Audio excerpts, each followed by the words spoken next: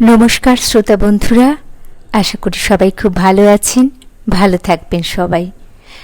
আজ পড়ব বুদ্ধদেব গুহর লেখা বুলির পা। বুলির পা খুবই মর্মস্পর্শী, অনুভবশীল একটি গল্প। পড়লে আমাদের সবার মন খুব আর্দ্র হয়ে উঠবে। আজকে পড়ছি বুলির পা। রাসবিহারী অ্যাভিনিউ আর ল্যান্সডাউন রোডের মোড়ে লাল আলোতে গাড়িটা দাঁড়িয়েছিল। জানালার পাশে বসে উদ্দেশ্যহীনভাবে চেয়েছিলাম মোড়ের দিকে। হঠাৎই মনে হলো যেন পারুলকে দেখলাম। সোডিয়াম ভেপার ল্যাম্পের আলোয় জানুয়ারির মাঝামাঝি ধোঁয়াশা আর ডিজেলের ধোঁয়াকেও সুন্দর দেখাচ্ছিল। দেখলাম শেয়াল রঙা ছেঁড়া র্যাপারখানি গায়ে জড়িয়ে পারুল হেঁটে যাচ্ছে প্রিয়া সিনেমার দিকে। ক্লান্তিতে নুবজ, রোগাও হয়ে গেছে অনেক, হাতে একটা লাঠি।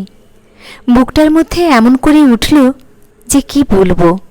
লোকলাজ ভুলিয়ে চিৎকার করে ডাকতে ইচ্ছে করল পারুলের নাম ধরে। উত্তেজনায় সিট থেকে প্রায় উঠেই দাঁড়িয়েছিলাম। পরক্ষণেই আস্তে আস্তে বসে পড়লাম। পারুলই তো। অনেক কিছুই বলার ছিল ওকে, কিন্তু যেসব কথা তামাদি হয়ে গেছে সে কথা আর বলা যায় না কাউকেই।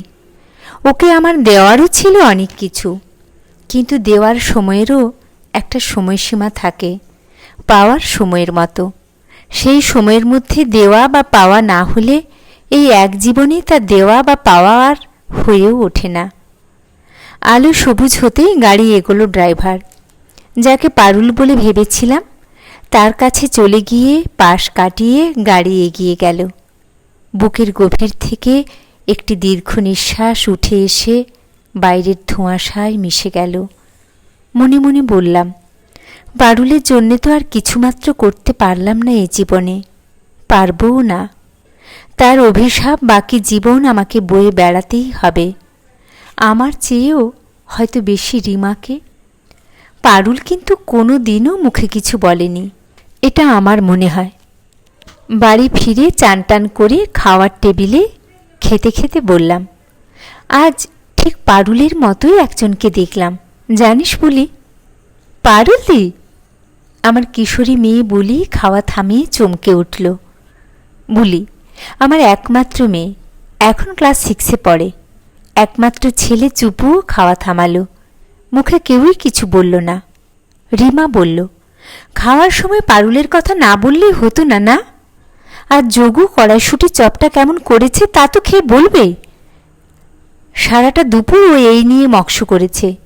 পুর নিয়ে কত এক্সপেরিমেন্ট। পুরটা বানানো আর ভাজাটাই আসল। পুরে গোলমরিচের গুঁড়ো দিয়েছে জানো। বুলি বলল, যেমনই করুক যোগুদা, আর যাই দেখ, পারুলদির মতো কড়াইশুঁটির চপ করতে কেউ পারবে না। সকলেই কিছুক্ষণ চুপ করে রইলাম, খাওয়া বন্ধ করে হাত থামিয়ে। একেই বোধহয় সভা সমিতিতে বলে, মৃতের আত্মার প্রতি সম্মান জ্ঞাপনার্থে 2 মিনিট নীরবতা পালন। কোনো মৃতকেই মানুষ চিরদিন মনে রাখে না। মহান মানুষেরা হয়তো তাদের কীর্তির মধ্যে বেঁচে থাকেন অনেক দিন, আর পারুল অথবা আমার মতো সাধারণ মানুষেরা বেঁচে থাকে কড়াইশুঁটির চপ অথবা প্রভিডেন্ট ফান্ডের টাকাটার পুরোটাই ধার হয়ে যাওয়ার পারিবারিক শোকের মধ্যে। খাওয়া দাওয়ার পর রিমা বলল, টিভি দেখবে? বুলি বলল, ওর অনেক পড়া, ও পড়বে। বুলি চলে গেল। চুপুও উঠল। আমাদের বাড়ির 4টে বাড়ি পরে নতুন মাল্টি স্টোরির বাড়িতে স্নিগ্ধাদের ফ্ল্যাটের ভিসিআরে মোৎজার্টের জীবনীর ওপরে যে ছবিটা সাড়া জাগিয়েছে তাই দেখতে যাবে ও। অ্যামিডিয়াস না কি যেন। খাওয়ার পর একটা সিগারেট ধরিয়ে শোয়ার ঘরে এসে আমি জানালার পাশে চেয়ার টেনে বসলাম। একসময় আমি ভাবতাম যে একজন আধুনিক নগরভিত্তিক মানুষের জীবনের সবচেয়ে বড় লজ্জা হচ্ছে তার একঘেয়েমি। এই প্রাত্যহিক মিনিংলেস দিনগুলির রাতগুলির গতানুগতিকতা তাদের প্রত্যেককেই সবসময় ক্লিষ্ট করে রাখে। কিন্তু পারুলের মতো কারুর কথা যে মনে হয়, তখন মনে হয় যে তারা সকলেই আমার মতো নিশ্চয়ই বোঝে যে মানুষের লজ্জাটি হচ্ছে তার অহংবোধ। পারুল আজ থেকে 15 বছর আগে আমাদের বাড়িতে এসেছিল। তখন চুপু ছোট, বুলি হয়ইনি, চাকরিতে আমার এত পদোন্নতিও হয়নি। পারুল এসেছিল রাঁধুনি হিসেবে। তারপর নিজের গুণে ও আন্তরিকতায় কি করে যে সে হাউসকিপার, বেবিসিটার, কেয়ারটেকার, আয়া, দারোয়ান একই সঙ্গে সব কিছুই আস্তে আস্তে হয়ে উঠেছিল তা আমরা লক্ষ্য পর্যন্ত করিনি। পারুলের উপরে বাড়ি ছেড়ে আমরা কত জায়গায় বেড়াতে গেছি। বুলি যখন 6 মাসের তখন তাকে পারুলের জিম্মাতে রেখে মধ্যপ্রদেশ বেড়াতে গেছিলাম একবার। বন্ধুবান্ধব সকলেই শুনে অবাক হয়ে গেছিল। কিন্তু কি করব, যৌথ পরিবার থেকে বেরিয়ে এলে আর সেখানে ফেরা যায় না, কেউ ফিরিয়েও নেয় না। পারুলই অবলম্বন আমাদের। রিমারও তখন খুব বেড়াবার শখ ছিল। পারুল আমাদের পরিবারেরই একজন হয়ে গেছিল। বুলি কথা বলতে শেখার পর পারুলকে প্রথম ডাকত পা বলে। পারুল হেসে বলতো, কোন পারে বলে, ডান না বাঁ? আরও একটু কথা শেখার পর বুলি বলতো পারু। পারু হাসত, বলতো, আমাকে দেবদাসের পারু করে দিলে গো। বুলি বড় হয়ে যাবার পর অবশ্য পারুদি বলেই ডাকত। পারুলদের সঙ্গে বুলির যে ধরনের সখ্য, মমত্ব ও স্নেহের সম্পর্ক ছিল তা হয়তো তার মায়ের সঙ্গেও ছিল না। পরবর্তী জীবনে তার কোনো প্রিয় সখীর সঙ্গেও বোধহয় হয়নি। ভূতের ভয় থেকে বয়ঃসন্ধির ভয়ের কথার সব কিছুই বুলি পারুর কাছেই শুনেছিল। রিমারও তো সময় ছিল না। পারুলের নিজের ছেলে ছিল একটি, সে 10 বছর বয়সেই নাকি কলেরাতে মারা যায়, অনেক বছর আগে। পারুলদের বাড়ি ছিল লক্ষ্মীকান্তপুর না ক্যানিং কোথায় যেন। দক্ষিণ ভাষায় কথা বলতো, পান খেত, বাড়িতে বানিয়েই খেত অবশ্য, দোক্তা দিয়ে। প্রতি মাসেরই 1 তারিখে 2টি সন্ডাগুন্ডা ছেলে আসত পারুলের কাছে মাইনের টাকা নিতে। তীর্থের কাকের মতো দাঁড়িয়ে থাকত যতক্ষণ না টাকাটা হস্তগত হয়। পারুলকে আমরা পুজোর সময়ে এবং পয়লা বৈশাখে নতুন শাড়ি জামা ইত্যাদি ছাড়াও 2 মাসের মাইনে বোনাস হিসেবে দিতাম এবং দিয়ে শ্লাঘা বোধ করতাম। টাকা যাই পেত ওই ছেলে দুটি সঙ্গে সঙ্গে নিয়ে যেত। পারু 10-20 টাকা রাখত নিজের কাছে, হয়তো হাত খরচা হিসেবেই। মাস পয়লা ছাড়াও নানা দরকারে মাসের মধ্যে একাধিকবার ছেলে দুটি এসে জানালার পাশে দাঁড়িয়ে ডাকত, পিসি, ও পিসি। রিমা বলতো, পারু, তোমার বুড়ো বয়সে কি হবে? সব টাকাই ওদের দিয়ে দাও কেন? একটা ব্যাংক অ্যাকাউন্ট করে দিয়ে তাতে রাখো।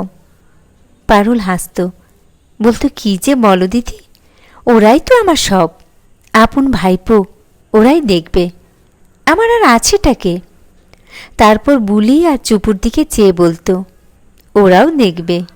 কি দেখবে না? ওরাই তো সবচেয়ে আপন আমার, আমার ভাইপোদের চেয়েও অনেক বেশি। বুলি আর চুপু কিছু না বুঝেই বলতো, নিশ্চয়। পারুলের 2 পায়ে আর্থারাইটিস ছিল। বয়স বাড়ার সঙ্গে সঙ্গে ব্লাড প্রেশার অস্বাভাবিক রকম বেশি হয়ে গেল। হাঁটতে লাগলো খুঁড়িয়ে খুঁড়িয়ে। ভাইপোরা এসে প্রায় এটা করতে হবে, সেটা করতে হবে, ওটা করতে হবে এইসব বলে উপরি টাকা নিয়ে যেতে লাগলো। টাকা অবশ্য রিমাই দিত। স্কুলের এবং কলেজের সময়ের মধ্যে রান্না করে উঠতে পারত না পারুল প্রায়ই। অফিসেও আমাকে প্রায় না খেয়ে বেরোতে হতো। রিমা এবং আমি ক্রমশই বিরক্ত হয়ে উঠতে লাগলাম মানুষটার উপরে মাত্র 2টি মাসেই। অবলীলায় ভুলে গেলাম যে দীর্ঘ 15 বছর সে আমাদের জন্য কি করেছে। একদিন রিমা রাতে আমাকে ডেকে বলল, বুঝলে, একটি অল্প বয়সী মেয়ে পেয়েছি, লাজুক প্রকৃতির, স্বভাবও ভালো। চুপু এখন বড় হচ্ছে তো, তাই কুৎসিত দেখতে বলেই ওকে রাখবো ঠিক করেছি। খালি বাড়িতে থাকবে, আগুন নিয়ে খেলা, আমি কোনো রিস্ক নিতে চাই না। আমি বললাম, কি যে বলো, কিন্তু পারুলকে কি করবে? ওকে 3 মাসের মাইনে দিয়ে ছুটি দিয়ে দেব। এই বাজারে তো আর কাউকে বসিয়ে খাওয়ানো যায় না। মানুষ নিজের মা বাবাকেই আজকাল বসিয়ে খাওয়াতে পারে না, আর ও তো কাজের লোক। ওকে কে দেখবে? কেন? ওর ভাইপোরা, তারাই তো ওর সব। তাছাড়া এত বছর পারুলকে আমরা কম টাকা দিইনি। শুনেছি ওর গ্রামে না কোথায় পাকা বাড়িও করে দিয়েছে নাকি ওরা পারুলকে। তাছাড়া সারা জীবন দেখবার দায়িত্ব গভর্নমেন্টই নেয় না, আমরা নেব কোত্থেকে? আমি বললাম, একদিন আমরা গিয়ে দেখে এলেই তো পারি পারুলের সত্যিই বাড়ি হয়েছে কিনা। ওর খোকা আর খোকনরা তো ওকে ঠকাতেও পারে। তোমার মতো অত প্রেম আমার নেই। কালকে আমার অবস্থা যদি পারুলের মতো হয়, আমার প্রিন্সিপালও কি আমাকে বিদায় করে দেবেন না? 3 মাসের মাইনেও দেবেন কিনা সন্দেহ। সবাই তো আর তোমার মতো ভালো কোম্পানির চাকরি করে না। অত ভাবলে চলে না। প্রয়োজন ফুরিয়ে গেলে সকলকেই যেতে হয়। তাছাড়া নতুন কাজের লোকটি কোথায়? কোয়ার্টার তো একটি। এ কি তোমাদের বাড়ি যে প্রচুর ঘর? একতলার একটা ঘর পারুলকে দিয়ে দেওয়া যেত। আমাদের এই যে 2 বেডরুম মাল্টি স্টোরিড ফ্ল্যাট, এখানে এক্সট্রা একজন মানুষেরও তো জায়গা নেই। পারুলও খুব কেঁদেছিল। ওর কান্নার শব্দ কোনো দিনই কেউ শুনতে পেত না। কিছু কিছু নারীর কান্না ওই রকমই হয়, সমুদ্র পাড়ের বৃষ্টির মতো। তারপর একদিন লাল গোলাপ আঁকা ওর ছোট্ট টিনের তোরঙ্গটি নিয়ে বুলির থুতনি ছুঁয়ে চুমু খেয়ে আশীর্বাদ করে হেলতে তুলতে পারুল সত্যিই চলে গেল। আর্থারাইটিসের জন্যই ও অমন হেলে দুলে চলত। মোটা হয়েও গেছিল প্রচণ্ড। বুলি কিন্তু ফিসফিস করে কাঁদেনি, ডাক ছেড়েই কেঁদেছিল সেদিন। শিশুর কাছে ঘোরেল এবং বিষয় ও স্বার্থবুদ্ধি সম্পন্ন প্রাপ্তবয়স্কদের যুক্তি আদৌ গ্রহণীয় হয়নি। যখন তখন পথে ঘাটে পড়ে পারুল মারা যেতে পারে এ কথা জেনেও তাকে কেন যে এমন করে ছাড়িয়ে দিলাম, এ নিয়ে ছোট্ট বুলি তার মায়ের সঙ্গে ঝগড়াও করেছিল খুবই।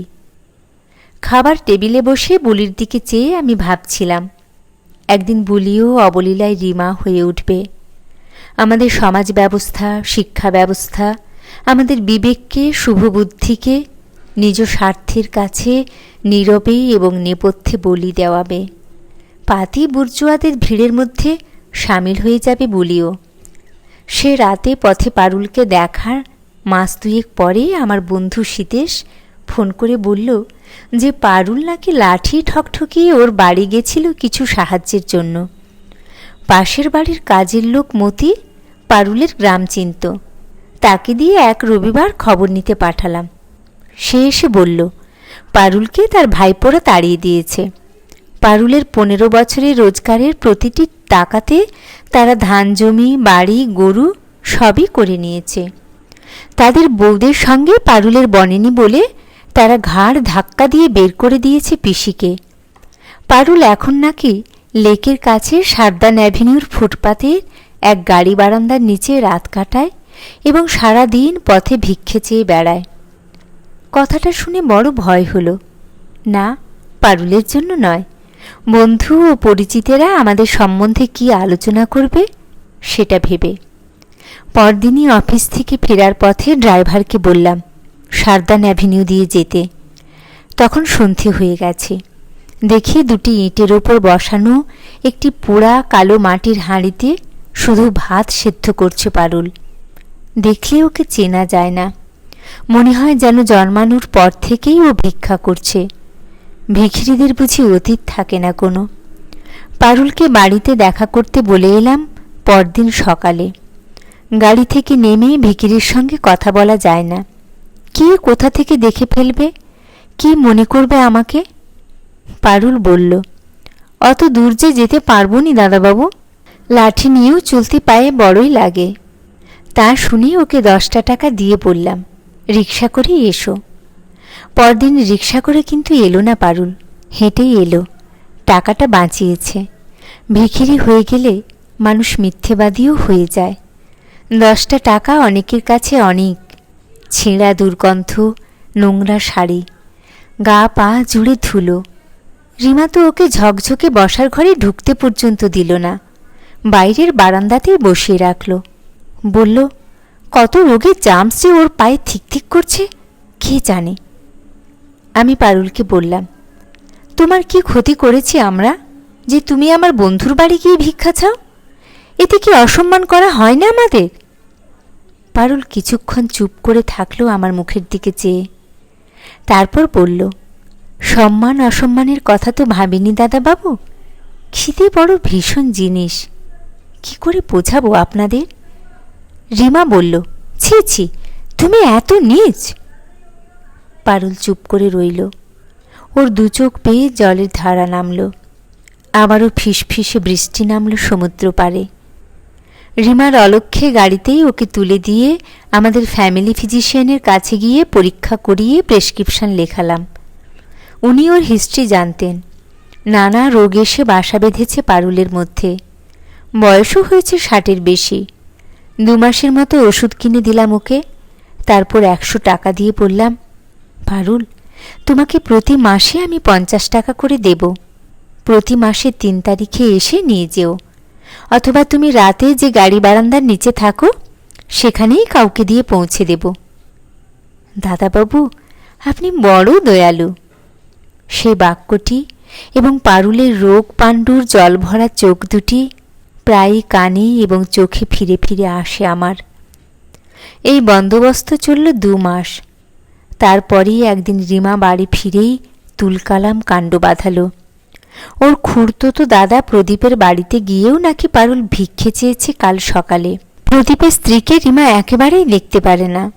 রিমার ধারণা, বড়লোকের মেয়ে বলে দেমাকে পা পড়ে না মাটিতে, আপস্টার্ট, অশিক্ষিত। সে কলকাতার সকলকে বলে বেড়াচ্ছে, এই তো দেখো কি শিক্ষিত বড়লোকই না রিমারা। যে মানুষটা এত কিছু করলো এতদিন ধরে, তার আজ কি দশা! সম্মানেও কি লাগে না? কেমন ছোট মানুষ বলো তো। আমার মাস্তুতো দাদার বাড়ি সারদান অ্যাভিনিউতে।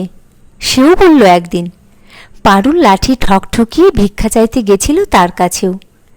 পারুল নাকি বলেছিল, দাদাবাবু দিদি খুবই দয়ালু, আমাকে মাসে 50 টাকা করে দেন, বলেছেন দেবেন যতদিন বাঁচি। কে দেয় বলুন? কিন্তু 50 টাকাতে তো খাওয়া আর ওষুধ চলে না, এমনকি ফুটপাতে থেকেও চলে না। তারপর যাতে মেয়ে তো, শরীর ঢাকতেও তো এক বিরাট খরচ। মাস্তুতো দাদার কাছে শুনে আমারও বড়ই রাগ হলো। আমার পরিচিত কারো কাছে না যেতে বলা সত্ত্বেও পারুল তবু গেছে ভিক্ষা করতে আবার। পরের মাসে টাকা নিতে এলো না কিন্তু পারুল। আমিও ড্রাইভারকে দিয়ে সারদান অ্যাভিনিউতে টাকা পাঠালাম না, রাগ করেই দিলাম না। সত্যি বড় অপমানিত বোধ করেছিলাম। চুপুর এক বন্ধু চুপুকে স্কুলে বলল, কেওড়াতলার কাছে নাকি দেখেছে পারুলকে আগের দিন ফুটপাতে ভিক্ষা চাইতে। রিমা রেগে গিয়ে বলল, ভালোই তো, লাস্ট ডেস্টিনেশনের কাছাকাছি পৌঁছে গেছে। চুপু আর বুলি বলল, ওরা গিয়ে পারুলদিকে নিয়ে আসবে। ছেলে মেয়েকে রিমা বলল, নিজেরা রোজগার করো, পায়ে দাঁড়াও, তারপর আদিক্ষেতা করো। ওরা চুপ করে যে যার ঘরে চলে গেল। তার 10 দশেক বাদে পারুলের ভাইপো 2জন সন্ধেবেলা এসে পড়ল, পিসি মরে গেছে বাবু, খবর পেয়েই আমরা এসেছি, সৎকারের খরচ দিন। কখন? আমি অপরাধীর গলায় বললাম, আজ ভোর রাতে। শীতটা খুব জোরে পড়েছে তো, বহু বুড়ো বুড়ি টেসেছে আজ। কোথায় ঘটল ঘটনাটা? সে খুব ভেবেচিন্তেই মরেছে আমাদের পিসি, একেবারে কেওড়াতলা শ্মশানের সামনে ফুটপাতে। ওদের থাপ্পড় মারতে ইচ্ছে করছিল আমার, অনেক দিন পর মারামারি করতে ইচ্ছে করছিল সত্যি। টাকা দিয়ে ওদের বিদায় করে দিলাম। তখন বুলি ও চুপুও বাড়ি ছিল না, থাকলে হয়তো শেষ দেখা দেখতে চাইতো। আমি যেতে পারতাম শ্মশানে, কিন্তু আমার মতো একজন মানুষ এক ভিখিরির দেহ সৎকারের জন্য কেওড়াতলায় যাওয়াটা এই সমাজের মনোপুত নয়। তাছাড়া গেলেই নানা চেনা মানুষের সঙ্গে দেখা হতো, এ পার্টিতে সে পার্টিতে দেখা হওয়া মানুষ, নানা কৈফিয়ত দিতে হতো নানাজনকে। না না, তা হয় না। বুলি চুপুরা এখনো ছেলে মানুষ, এখনো ওরা জানে না যে শেষ দেখা কখনোই দেখতে নেই, যদি তেমন শেষ দেখা না হয়। সবাইকে সুন্দরতম দিনে সুন্দরতম সাজে দেখে রাখতে হয়, সেইটুকুই শুধু থাকে স্মৃতিতে। পরদিন রবিবার ছিল। ব্রেকফাস্ট টেবিলে ছেলে মেয়েকে রিমা হঠাৎ বলল, এই জানিস তো পারুল মরে গেছে। পারুল দি? কবে? বলেই বুলি ঝরঝর করে কেঁদে ফেলল। বুলিটা আমার এখনও ঈশ্বরী। চুপুও খাওয়া থামিয়ে চুপ করে বসে রইল। রিমা আমাকে বলল, তোমাকে আরেকটা আলু পরোটা দিই? উত্তর দিলাম না কোনো, শুধু ঘাড় নাড়িয়ে জানালাম না। আজকালকার সব মেয়েরাই কি রিমার মতো অবুঝ, নিজ সুখমগ্ন, হৃদয়হীন? ভাবছিলাম, কেনই যে পারুল এমনভাবে ফুটপাতে না খেয়ে মারা গেল এই মহৎ জনগণতান্ত্রিক সোনার সংবিধানের দেশে। কে বা কারা যে তাকে অলক্ষ্যে খুন করে গেল, সেই রহস্য অথবা আমার এবং রিমার অসহায়তা কিংবা অপারকতা যে ঠিক কতখানি তা আমার শোকস্তব্ধ অপাপবিদ্ধ অনাবিল ছেলে মেয়েকে বুঝিয়ে বলা যাবে না।